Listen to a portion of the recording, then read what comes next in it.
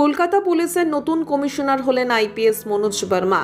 গতকাল প্রাক্তন কমিশনার বিনীত গোয়েলকে সরিয়ে তাকে পুলিশ কমিশনারের পদে নিয়ে আসা হলো। পাহাড়ের অশান্তি দমন থেকে শুরু করে মাওবাদী কার্যকলাপে লাগাম টেনে ধরা মনোজ বর্মার সিভিতে রয়েছে একাধিক গুরুত্বপূর্ণ পদের তালিকা। নির্ভীকতা দুষ্কৃতী দমনে তার কঠোর মনোভাব সুনাম রয়েছে পুলিশ মহলে। কিভাবে উত্থান এই পুলিশ কর্তার, দেখে নেওয়া যাক এক নজরে।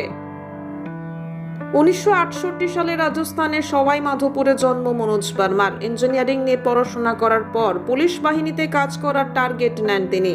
1988 সালের আইপিএস মনোজ একটি সময় পশ্চিম মেদিনীপুরের পুলিশ সুপার ছিলেন। সেই সময় রাজ্যে বাম ফ্রন্টের সরকার। জঙ্গলমহল জুড়ে মাওবাদীদের কার্যকলাপে দিশেহারা পুলিশ বাহিনী। মনোজকে পাঠানো হয় মেদিনীপুরের পুলিশ সুপার করে। মাওবাদী কার্যকলাপ রুখতে মনোজ সেই সময় গুরুত্বপূর্ণ পদক্ষেপ করেছিলেন। প্রশংসা পেয়েছিলেন প্রশাসনিক মহলে। পরবর্তীকালে ডিআইজির পদমর্যাদায় উন্নতি করে মনোজকে পাঠানো হয় শিলিগুড়ি পুলিশ কমিশনারেটে।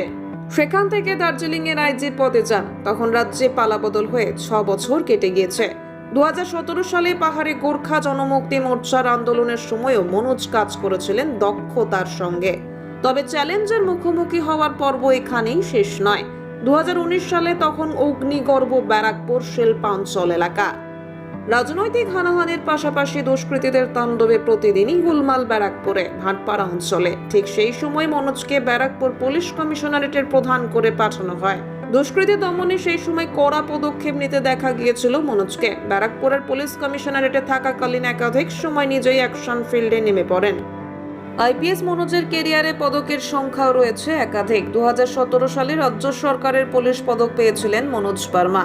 মুখ্যমন্ত্রীর পুলিশ পদক পান 2019 সালে। প্রসঙ্গত, ভাটপাড়ায় শান্তি শৃঙ্খলা ফিরিয়ে আনার জন্যই মনোজকে ওই পদক দেওয়া হয়েছিল। একাধিক কৃতিত্বের অধিকারী সেই আইপিএস মনোজ বর্মার হাতেই এবার শহর কলকাতার নিরাপত্তার দায়িত্ব তুলে দিলেন মুখ্যমন্ত্রী মমতা বন্দ্যোপাধ্যায়। কলকাতার পুলিশ কমিশনার হওয়ার আগে তিনি ছিলেন রাজ্য পুলিশের এডিজি আইন শৃঙ্খলার পদে। আরজিকর কাণ্ডের পর কলকাতা পুলিশের ভাবমূর্তি পুনরুদ্ধারের জন্য কেমন ব্যবস্থা নেবেন মনোজ, তার অপেক্ষায় শহরবাসী।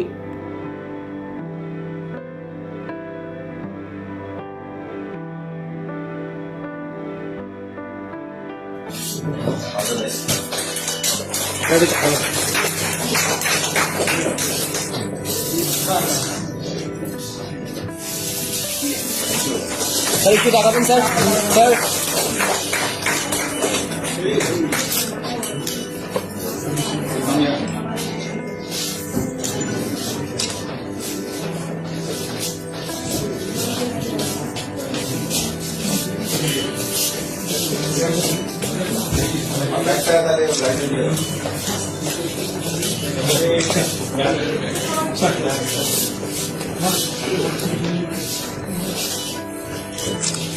Gracias.